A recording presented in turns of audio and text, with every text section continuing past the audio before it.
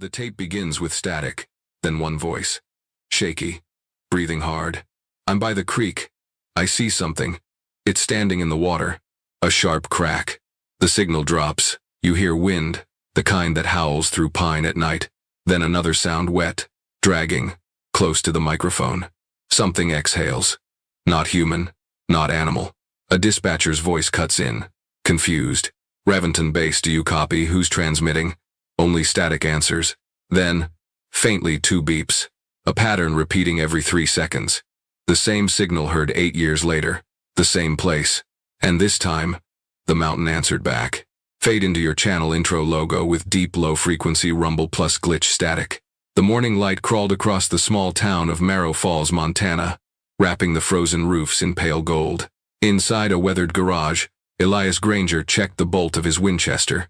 Each motion deliberate, almost ritualistic. The man was 43, lean from years in the wilderness. A quiet former recon scout who trusted silence more than company. He marked a red circle on a map, Black Hollow Ridge, 40 miles north, deep in the Bitter Plains Reserve. For most, it was just an expanse of rock, pine, and fog. For Elias, it was familiar ground, his refuge since leaving the army. He loaded the rifle, folded his tarp, and strapped a compact satellite radio to his vest. His wife, Mara, watched from the doorway, arms crossed under the porch light. You'll call at 1900, she reminded, voice steady but eyes uneasy. He nodded. Like always, outside, frost crunched beneath his boots. The old Ford rumbled to life, taillights glowing against the blue dawn. Then it disappeared down Highway 8 the last time anyone saw him alive. By noon, snow had melted into mud along the lower valleys. Elias parked near a narrow trailhead marked only by a rusted post. Service Route 19B. From there, the forest swallowed sound, thick pines, steep draws, windless air. He walked for miles, leaving tire ruts and footprints that would later become landmarks for searchers. At dusk, he reached Pine Wash Creek, the same spot he'd hunted elk years before. He pitched a small canvas tent by the water, lit a low fire, and radioed home. The signal broke through static. Camp set. Weather's clear. Back Sunday. Mara smiled, relief in her tone. Stay warm out there, Eli. The connection clicked off.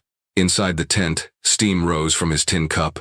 Outside, the forest pressed in a wall of black silhouettes and river noise. He listened for movement, a habit from his service days, and found nothing but wind. Saturday began with thin sunlight and frost-bitten moss. Elias tracked elk prints up a slope, rifle slung low, breath misting in the cold air. Hours passed, no sound but boots on stone, distant crows, the trickle of water downhill. At 1,300, clouds thickened. The forest dimmed. He clicked his radio to scan local chatter static, then a faint human voice. Not Mara's frequency. A shortwave channel, unfamiliar. He tried again, nothing. By 1500, he returned to camp. Firewood stacked neatly, rifle cleaned, but the forest felt different now, heavier. Like something unseen had shifted closer. He pulled the tarp closed and waited for 1,900. The hour came. He called home. No connection. Only a dull hum through the speaker, followed by a single burst of white noise like breathing pressed against glass. He adjusted dials. Marrow Base, this is Elias. You there? Silence. Then, a faint tone cut through 2 pulses, then gone. He frowned, tapped the receiver, and logged the time. 1,914 hours.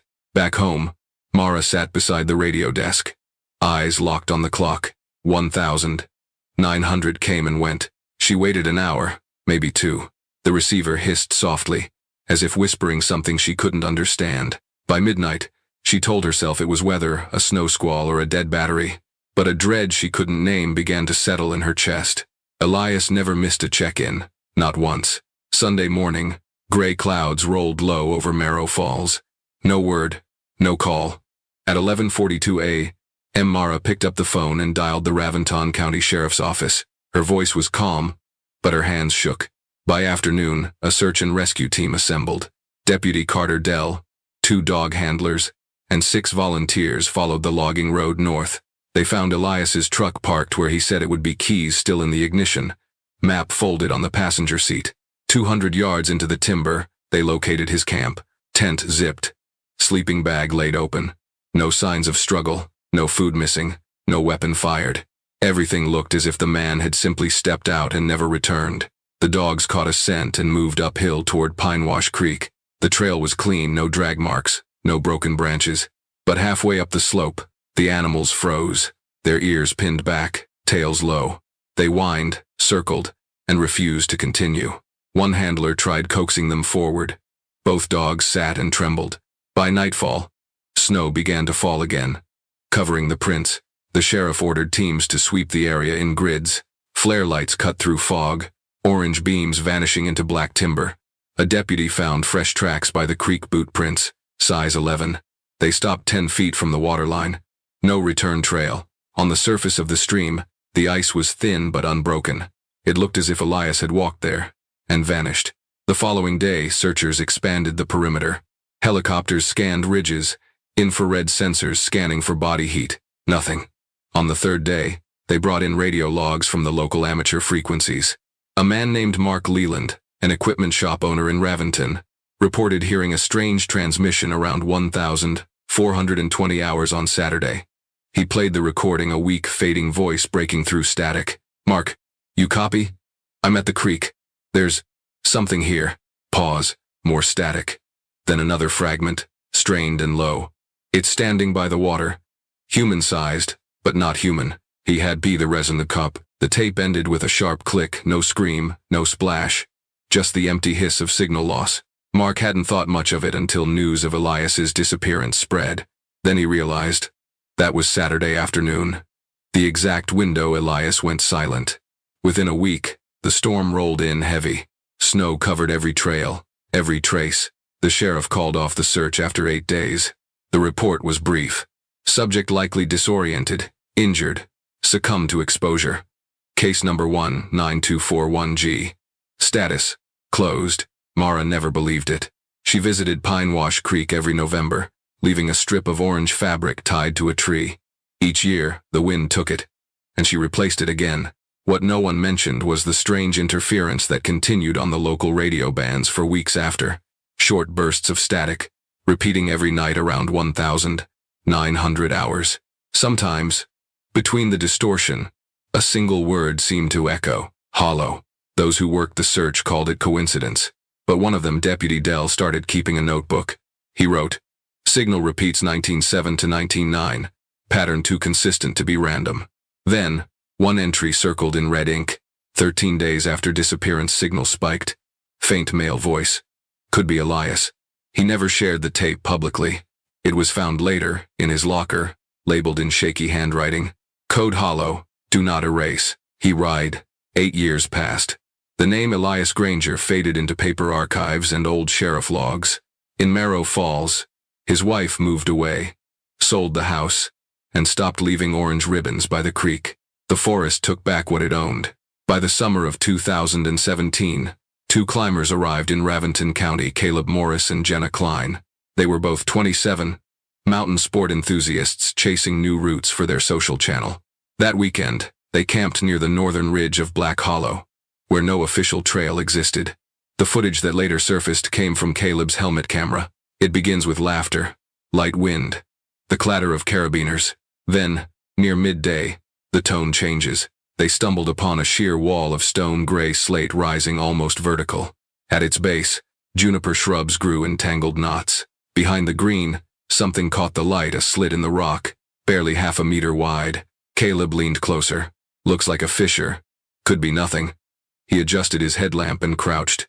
The beam slid into darkness, dust floating like ash. A few feet in, light glinted off fabric rough, thick, the color of sun-bleached canvas. He thought it was trash, maybe an old tent. He reached deeper with a trekking pole. The pole tapped something solid, hollow-sounding.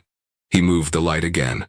What the camera caught next froze him mid-breath. Inside the narrow crack lay a circle of bones. They were arranged deliberately, ribs and vertebrae curved outward, framing a single object at the center. A boot. Leather cracked, toe scuffed, sole half missing. Caleb whispered, "Jenna, you need to see this." She crawled closer, her breathing quick and shallow. The camera tilted, showing frayed cloth, a torn vest pocket, and white fragments that were too smooth to be animal. Jenna's voice trembled. That's human. The footage cut to black as she pulled back, repeating, "We have to go."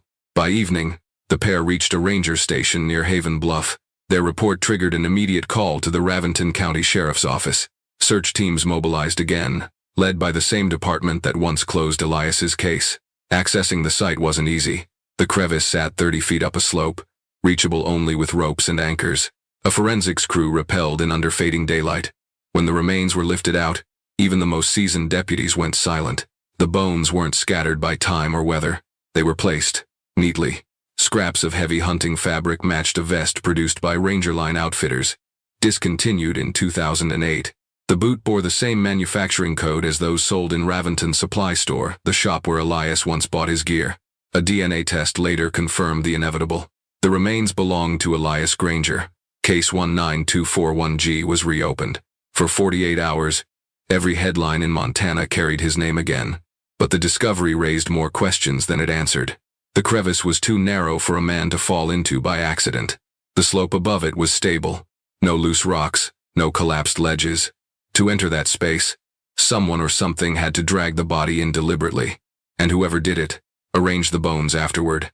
The act was deliberate, almost ritual. Deputy Carter Dell, who had worked the first search, visited the site himself. He stood at the edge of the opening, staring into the black throat of the stone. Later he wrote in his notebook, "Doesn't look like a fall, looks like storage." Among the evidence tagged that day was a small paper envelope labeled Sample B14. Inside was a thick tuft of dark hair, caught on a jagged rock. It was coarser than human hair, nearly black, with faint blue sheen under light. The lab tech who logged it, Aaron Cho, noted it in the chain of custody form and sealed it for transfer. But when she checked the database 3 days later, the entry was missing. Sample B14 had been deleted, and the envelope gone. Aaron asked her supervisor. He frowned, said the sheriff's office requested reclassification. When she pressed further, he only said, "Forget it. It's above us." An official statement came out 2 weeks later. Sheriff Hale announced that the remains of Elias Granger had been found and identified. The cause of death was consistent with accidental fall and prolonged exposure. No mention of the arrangement. No mention of the missing sample. No press questions allowed. The report closed with a single paragraph. All evidence indicates natural causes. No foul play suspected. That line buried 8 years of mystery in a single sentence. But not everyone bought it. Especially not Deputy Dell. He'd seen the way the bones lay concentric, deliberate, careful. He started cross-checking the coordinates of the site with the 2009 search maps. Something caught his eye. The spot where the bones were found wasn't part of the original search zone. It lay 5 miles north across a ridgeline too steep for any average person to cross alone. "How did he end up there?" Dell murmured. Nobody had an answer. Late that night, Dell met with Aaron Cho in a diner off Highway 7. They talked quietly over black coffee. She told him about the missing envelope, about the texture of that strange hair. He listened, jaw tight. Then she slid a folded photo across the table, a close-up taken before the evidence vanished. Even in the dim print, the hair looked unnatural. Each strand ridged, hollow, almost translucent at the edges. Dell pocketed the photo and left without finishing his drink. 3 days later, he was gone. His cruiser found parked outside the Black Hollow service gate, engine cold, keys inside. He never checked in again. The county called it a voluntary disappearance. Stress, maybe. But Aaron received a text from his number the following week. A single image attachment. No message. It showed the same fissure in the rock, taken from a low angle, and in the darkness behind it, 2 faint reflections like eyes catching the flash. She deleted the image, quit her job, and left Montana within a month. Meanwhile, a short article ran in the Raventon Gazette. Climbers find long-lost hunter's remains. Case closed. Below the headline was a cropped image, the old Red Wing boot resting in dust. No one outside the county ever knew what else was in that photograph. The original uncropped frame, later recovered from a hard drive, showed more. Beside the boot, under a layer of dirt, a set of deep scratches carved into the rock, 4 long lines, each ending in a curved hook. Under them, a single shape etched by hand, a symbol resembling an open eye. Weeks passed. Rain washed the slope clean again. The investigation faded into quiet. But at the sheriff's office, someone left a sealed manila folder on the night desk. Inside were 3 items. A printed transcription of the last radio log from 2009. A photo of the boot circle. A note written in uneven handwriting. He didn't fall, he was taken. No fingerprints, no sender. The folder was logged, misplaced, then forgotten. Months later, a local podcast covering unsolved cases replayed the climber's GoPro audio. When the host filtered the background frequencies, he noticed something strange. Beneath the echo of wind and breathing, another sound lingered. It wasn't human speech, more like a low tremor, rising and falling in intervals. At one point, the waveform formed a pattern, almost rhythmic. 3 seconds apart, 2 tones. The same pulse sequence heard on Elias's missing radio, 8 years earlier. By winter, people stopped talking about Black Hollow Ridge. The snow buried it again, and the sheriff's department stored the case under closed archive 47B. But locals swore they could still hear the static some nights, carried through the valley like a whisper, a voice repeating faintly through the noise, "Code Hollow, Code Hollow." And somewhere in the northern slopes, between the pines and slate, a thin fissure waited. Wind sighed through it like breath from lungs that were never human. By spring of 2018, the story of Elias Granger had vanished again, this time beneath bureaucracy and silence.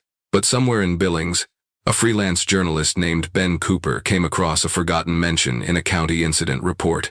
Unidentified organic sample reclassified under internal review. He'd written about government cover-ups before.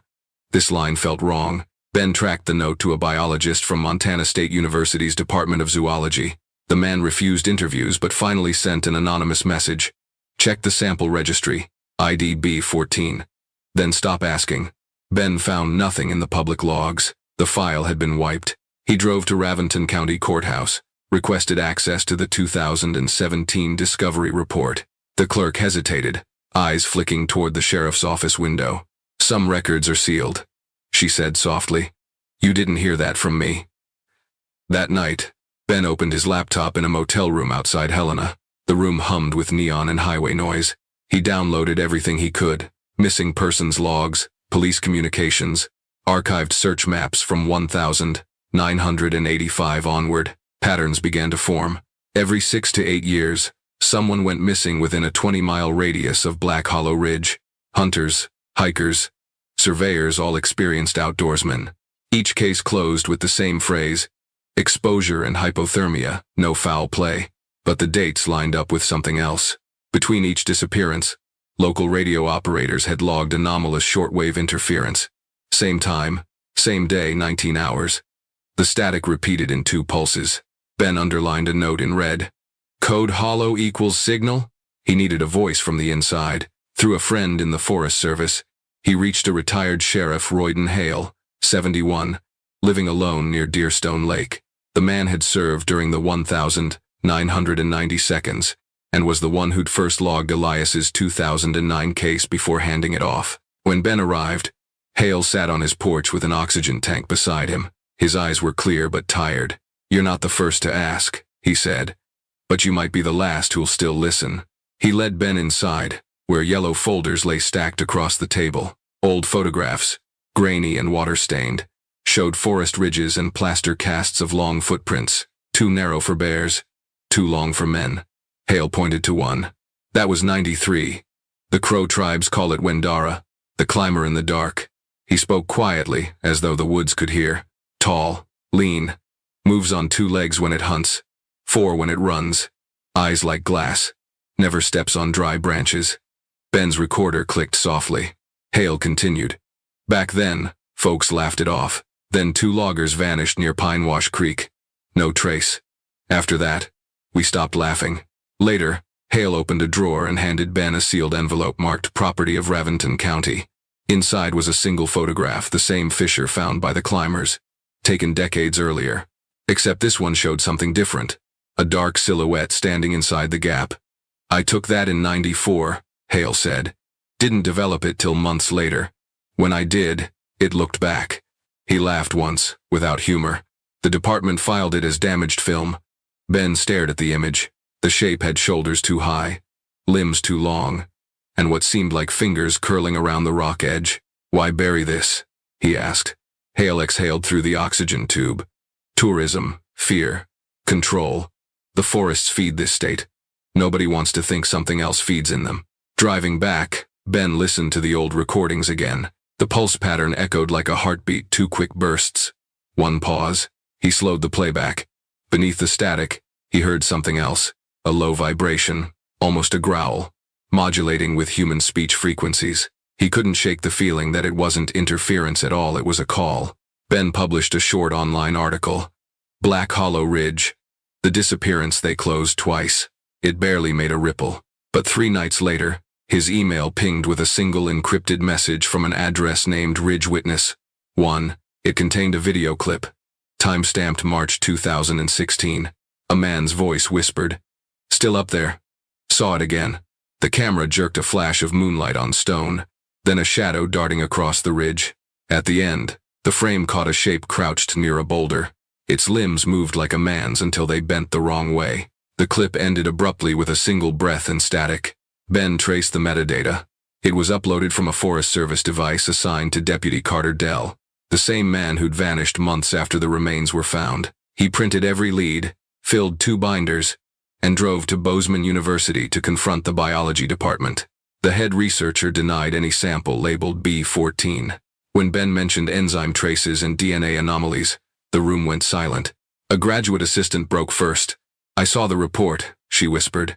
"The sample wasn't animal, and it wasn't human either." Ben leaned forward. "Then what?" She shook her head. "It had both, like something in between." That night, Ben received a call from an unlisted number. The voice on the other end was low. "Rushed. You're in danger. They don't want this out. The ridge isn't empty." Then a click. Silence. By June, Ben's obsession consumed him.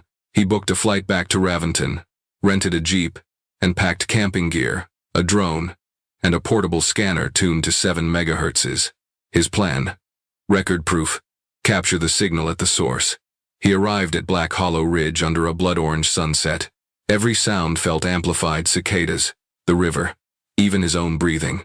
He hiked past the old search perimeter and found the cliff face Hale had photographed 20 years ago. The fissure looked the same, narrow and black like an open throat. Ben set up the drone and started scanning. At exactly 19 hours, the radio flared alive.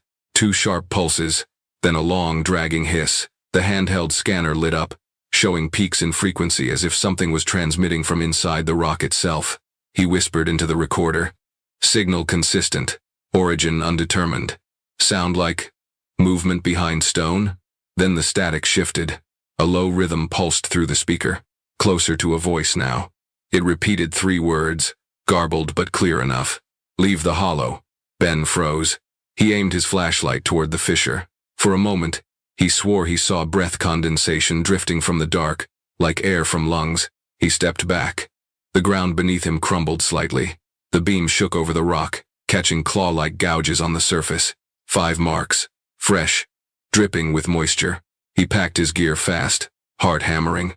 As he turned, his radio hissed again, this time with a whisper of static shaped like laughter. He made it back to town at dawn.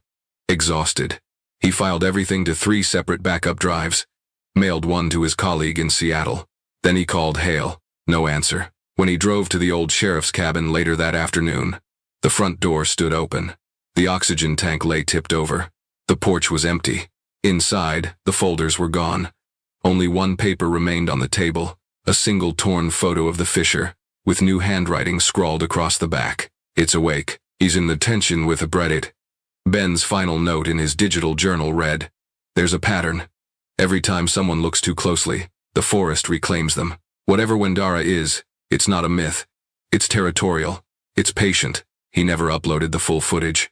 Only a 10-second preview made it to his channel before it was taken down. It showed the night forest, quiet, until 2 reflected points of light appeared in the distance level. Motionless, watching. The file was titled simply, Hollow the 3, MP4. No one's heard from Ben Cooper since that night, but 3 days later, a local ranger reported hearing a man's voice on his patrol radio, breaking through the static. The message was faint, almost drowned by wind. "Tell them I saw it. Tell them it's real." Then the channel went silent. Autumn settled over Montana again, red leaves, cold air, and fog rolling low across the valleys. 9 years after Elias Granger's disappearance, his name surfaced once more. whispered across message boards, then buried by algorithms. But one person still kept a printed photo of his face pinned above her desk, Mara Granger. She hadn't spoken to reporters since the case closed. Not after the second wave of attention. Not after Ben Cooper's article. Not even after his vanishing. Until now. When a small investigative team contacted her for a new documentary, she agreed to one interview. The recording took place in a rented studio in Spokane. Late October 2018. Fluorescent lights hummed above, camera rolling, rain against the windows. Mara sat still, fingers interlaced. Her voice was calm but hollow. "I never told the police everything," she began. There were things Elias said that didn't make sense back then. She described the months before the final hunt, how Elias had started waking in the middle of the night, rifle in hand, saying he'd heard footsteps outside, though they lived 5 miles from the nearest neighbor. Sometimes, he'd stand at the back window for hours, whispering. It's learning the pattern. At first, she thought it was post-service stress, a veteran's reflex. Then she saw the trees behind their property. Several had deep vertical gouges, higher than a man could reach. Elias believed something was marking boundaries. He said the forest had rules, and he'd broken one by tracking too far north that spring. He wouldn't explain more, only that some places don't forget trespass. Mara looked down during the interview, eyes glinting with tears. The week before he left, he gave me his spare radio. Said if anything happened, I'd hear him there first, not on the phone. There. She paused, steadying her breath. After he was gone, I kept it by my bed. It stayed silent, for years. Then her voice dropped. Last winter, I turned it on again. There was static, same as before, and under it, a voice. Just one word. She swallowed. My name. The room fell quiet. Even the camera operator stopped moving. Mara looked directly at the lens. If you go there, don't call out. Whatever answers won't be him. The footage never aired. The production company pulled out, citing logistical conflicts. But the sound engineer who worked that session uploaded a clip anonymously weeks later. In the background, faint but clear, someone whispered, Mara. It wasn't her voice. Meanwhile, the investigation into Ben Cooper's disappearance continued unofficially. A former park ranger named Randall Pierce, who'd worked the Boise wilderness for 20 years, contacted an online cryptid forum claiming to have met Ben 2 days before he vanished. Randall said Ben had been terrified, but driven, insisting he'd found proof that Wendara wasn't a myth. According to Randall, they'd met near the North Hollow outpost. Ben had shown him drone footage, shaky but visible. A figure darting between rock pillars, moving on all fours, then upright in one impossible fluid motion. Its silhouette stretched thin against the ridge, shoulders too narrow, arms too long. Randall remembered Ben's last words before leaving that night. It's aware now. It knows we're watching. Ben drove north toward Black Hollow. No one saw him again. 3 months later, a fire tore through part of Raventon County's record storage facility.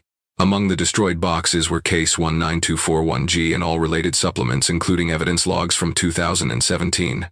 The sheriff's office called it electrical. But photos leaked online showed melted metal cabinets and claw marks etched into one surviving door. In 2019, a group of climbers recorded strange sounds while camping near Haven Bluff. The audio picked up rhythmic knocking from across the valley, followed by a guttural cry that lasted 11 seconds. Spectrogram analysis showed vocal frequencies outside the human range, deep, layered, subharmonic. The same night, their motion camera triggered twice. At 2:37, a shadow crossed the edge of the frame. It wasn't a bear. It was tall, lean, and seemed to pause as if looking straight at the lens before vanishing uphill. The next morning, they packed and left without collecting the camera. A week later, a park warden found it still running. Battery drained, lens cracked, and one word scratched onto the casing. Hollow. Is mossed. By early 2020, Black Hollow Ridge was officially declared a restricted conservation zone. The public reason cited unstable rock formations. Locals whispered a government sweep. Helicopters flew low for weeks, searchlights cutting through fog. Then, silence again. No reports, no follow-up, no access. But one internal memo later leaked from the Montana Department of Natural Resources. It listed a classified operation, Hollow Ridge Containment Phase 1, under lead consultant. The name was redacted, but beneath it, typed in bold, protocol initiated in memory of E. Granger. In February 2021, An unmarked package arrived at the Raventon Gazette. Inside was a flash drive, no label, no sender. It contained 2 files. One audio recording, one video clip. The audio began with static, then the familiar 2-pulse pattern. A male voice followed. Shaky. Breathless. It's not just one. They build nests. They move in winter. Then a wet scraping sound, like claws dragging over metal. The clip ended with a single whisper. It's hunting again. The video was harder to dismiss. Shot from a fixed trail camera, it showed a clearing under moonlight. At first empty forest, then movement. Something tall stepped from the tree line. Its body shimmered, as if light bent around it. You could make out the outline: long arms, narrow frame, head turning sharply toward the camera. It crouched, then vanished in one swift blur. Frame by frame, analysts later noticed one detail. When the creature turned, its chest reflected faintly a metal tag hanging from its neck. Zoomed and enhanced, the letters became readable. Raventon County Evidence Number B14. That footage never reached public broadcast. Federal officials confiscated it within 48 hours. The Gazette editor resigned. 2 of his staff received cease and desist orders referencing national wildlife security. But in the darkness of private servers, the clip spread, and the legend of Wendara changed no longer myth, but proof of something curated, hidden, contained. Later that year, a hiker named Thomas Keene claimed to find an old ranger station in the restricted zone. Inside, dust-covered and silent, he found a rusted plaque on the wall. Hollow Ridge Observation Site. Established 2009. On a desk lay a small cassette recorder, still intact. He pressed play. A male voice, distorted but calm, began to speak. If anyone finds this, the protocol failed. It adapts. The mountains are no longer safe. Pause. Then softer. Elias warned us. I should have listened. A rustling followed. Then a final breath against the mic. End of tape. Keene turned the recorder over. On its back was carved a name with a pocket knife. B. Cooper. The last official trace came from a Forest Service camera feed dated October 2022. It captured 37 seconds of motion before cutting to black. A shape walked through the frame upright, dragging one hand along the ground. As it passed, the audio caught faint breathing, and a mechanical chirp matching the code hollow signal pattern. The footage was filed under Animal Anomaly, timestamp 19/7. No location data available. Today, Black Hollow Ridge remains sealed. Maps listed as a geological hazard zone for affairs that Keolden City. But truckers on the night route say sometimes their radios flare to life at exactly 7 p.m. 2 sharp pulses, then a whisper. Leave the hollow. They turn the dial, pretend it's nothing, and keep driving. Because some names are best left forgotten, and some mountains untouched. Somewhere inside those rocks, breath still echoes through the fissures. Slow and deliberate, waiting, listening. And every night, when the static hums over empty frequencies, one voice returns faint, but certain. He saw it first, then it saw him.